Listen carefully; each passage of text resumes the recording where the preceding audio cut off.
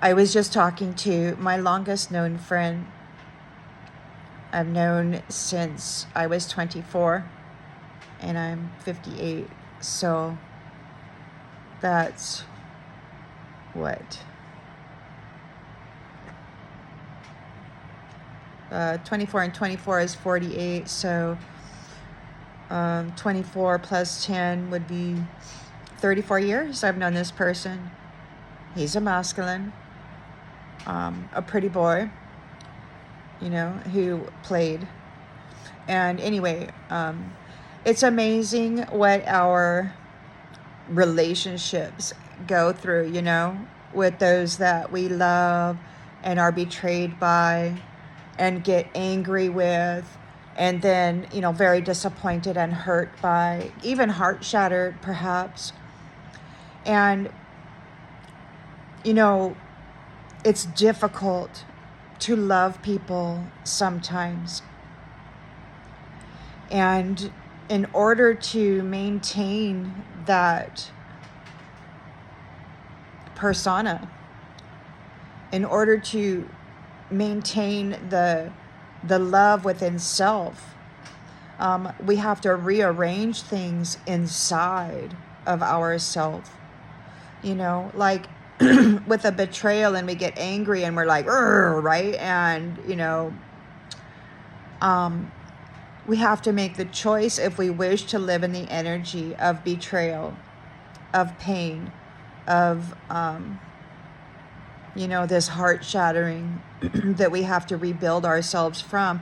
And when we get the opportunity to rebuild ourselves from this suffering, we can choose to rebuild in a way that is angry and spiteful and untrustworthy, and then seeing the world as untrustworthy. Or we can rebuild ourselves forgiving and remaining heart open. And it's very, very painful to do so. And to forgive doesn't mean that you repeat the cycle or the situation or the circumstance that brings the pain. But it is possible to remain loving towards somebody who may have hurt you, if their heart is like a child and they're simply ignorant,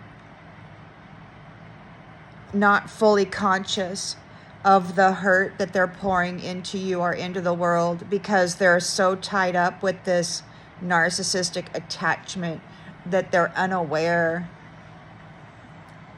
of what they do. They know not what they do.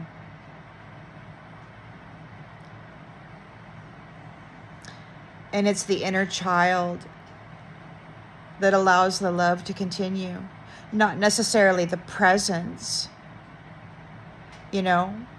because when you recognize that somebody is of that mindset and they are unconsciously aware of the choices they are making, which hurt and even heart shatter others, then, we have to remove ourselves from the circumstance for the sake of the love in self.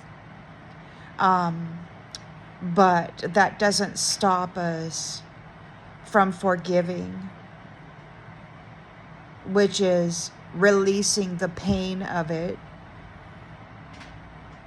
recognizing the innocent, ignorance driven mindset of it, and then anyway, walking away from that. So anyway, I was talking to my friend, and we have a lot of history, 34 years, and he said, "Thank you for calling." And I said, "You're welcome." And he says, "What? Why would you say you fucked up?" And I'm like, "What? I didn't say that." So Spirit, he said, "Thank you for calling." And I said, "You're welcome." And somebody in Spirit told him, "You fucked up." And he did. Absolutely. 100% betrayed probably the truest love that he ever had in his life. And Spirit told him he fucked up. And he brushed it off. because he is absolutely unaware of what he did, what he's doing, why he has done it. He does not know himself. Even though he's aware that he was a womanizer and very selfish, he's still not aware of the severity of the life he lived and how it affected others in the world. So anyway, Spirit allowed me to hear that. I was witness to this person that I've known the longest in my life, who probably hurt me worse than anybody ever has. And I got to witness him being told by Spirit that he fucked up. Pay attention to these things, because I do believe that the Most High is going to let you hear it as well, right out of their mouths. You will see that the divine is in action in people's lives according to what they have done right now.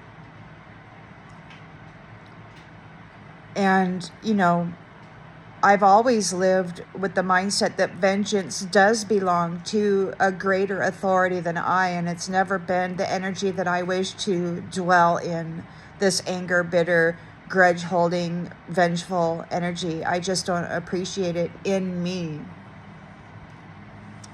So I've practiced always release, and sometimes that means removal of self from a circumstance so that I can continue holding space for the love of it.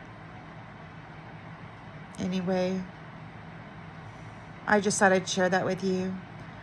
See you on the next one, everybody.